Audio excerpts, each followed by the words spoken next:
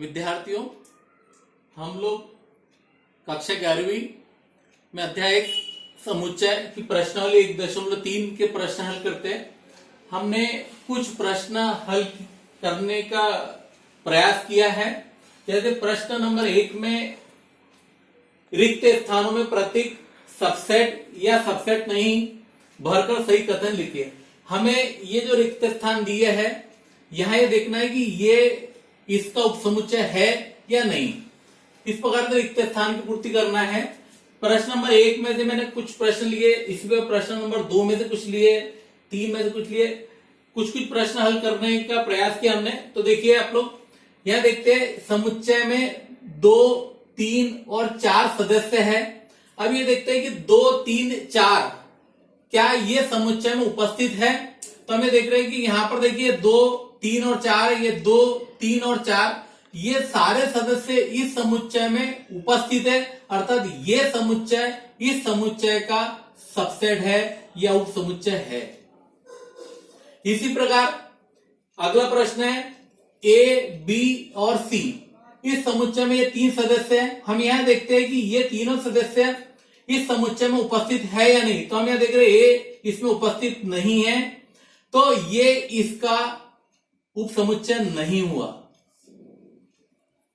इसी में देखते हैं, समुच्चय निर्माण रूप में दिया गया है प्रश्न x x आपके विद्यालय की कक्षा 11वीं का एक विद्यार्थी, मतलब विद्यालय में कक्षा 11वीं का एक विद्यार्थी है, डैश x आपके विद्यालय के विद्यार्थी। चूंकि दोनों ही एक ही विद्यालय की बात कर रहे हैं और उस विद्यालय में कक्षा 11वीं बात कर रहे हैं, तो यहां हम ये लिखेंगे कि ये वाला सेट इसका सबसेट है, अर्थात कक्षा 11वीं का जो एक विद्यार्थी ये उसी विद्यालय का विद्यार्थी है, तो इसलिए ये इसका उपसमुच्चय हुआ।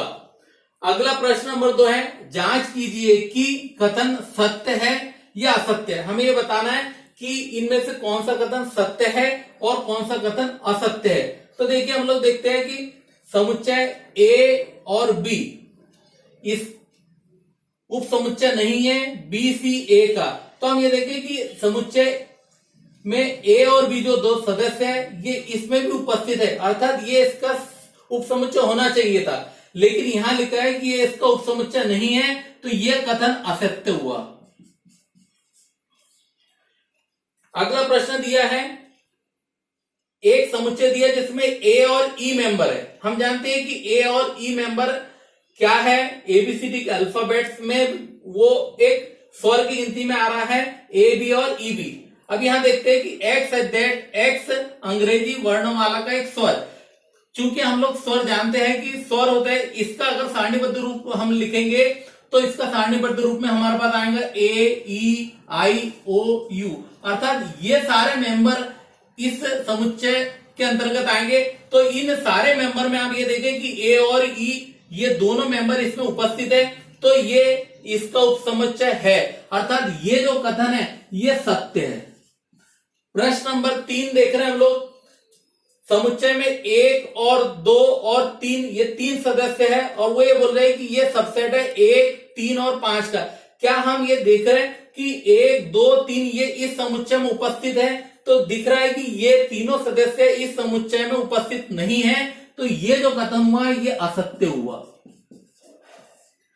अब अगला प्रश्न दिया है, निम्न समुच्चय के उपसमुच्चय लिखिए। हम लोग उपसमुच्चय लिखते हैं इनका कि एक समुच्चय दिया है जिसमें सदस्य ए है, इस सदस्य ए के कौन कौन से उपसमुच्चय होते हैं। तो हम ये लिखते हैं, इसके जो उपसमुच्चय होंगे तो पहला होगा 5, दूसरा होगा वो स्वयं, अर्थात हम परिभाषा स्पष्ट जानते हैं कि कोई भी समुच्चय स्वयं को उपसमुच्चय होता है। उसके बाद देख रहे हैं हम लोग यहाँ पे अगला समुच्चय दिया जिसमें सदस्य 1, 2 और 3, तो यहां पर इसके उपसमुच्चय में आएगा सबसे पहले तो एक समुच्चय आ जाएगा 5, दूसरा आ जाएगा 1, फिर आ जाएगा 2, फिर आ जाएगा 3, फिर आ जाएगा, अब देखें कि 1 और 2 आ जाएंगे, 1, 2, फिर आ जाएगा 2 और 3, 2, 3, फिर आ जाएगा 1 और 3, 1 और 3, फिर अब बचा हुआ है वो स्वयं है, तो 1, 2 और 3। इस प्रकार इसके उप समुच्चय की अगर हम बात करते हैं तो इसके उप समुच्चय में पहले मिला हमारे पास 5, 1, 2, 3, फिर 1, 2, 2, 3, 1, 3 और 1, 2, 3। इस प्रकार और भी हम लोग बहुत सारे उदाहरण लेके देख सकते हैं। आप एक और अन्य उदाहरण ले लिया, मान के चलो कोई समुच्चय जिसके मेंबर 1 और 2, इसके अगर हम समुच्चय की बात करते हैं तो पहला मिलेगा 5, फिर मिलेगा 1, फिर मिलेगा 2 और फिर मिलेगा 1 और 2। इस प्रकार हम लोग उप समुच्चय इसके निकाल सकते हैं। प्रश्नावली 1.3 का प्रश्न नंबर 6, निम्नलिखित को अंतराल के रूप में लिखिए। हम लोगों को इसको अंतराल के रूप में लिखना है। तो देखिए x such that x belongs to r एक वास्तविक संख्या है और -4 छोटा है x से, x छोटा है या बराबर है 6 से। इन लोगों को हम लोग अंतराल के रूप में लिखेंगे। तो अब ये देखिए -4 छोटा x से दे रहा है, अर्थात हमें ओपन इंटरवल लगाना है।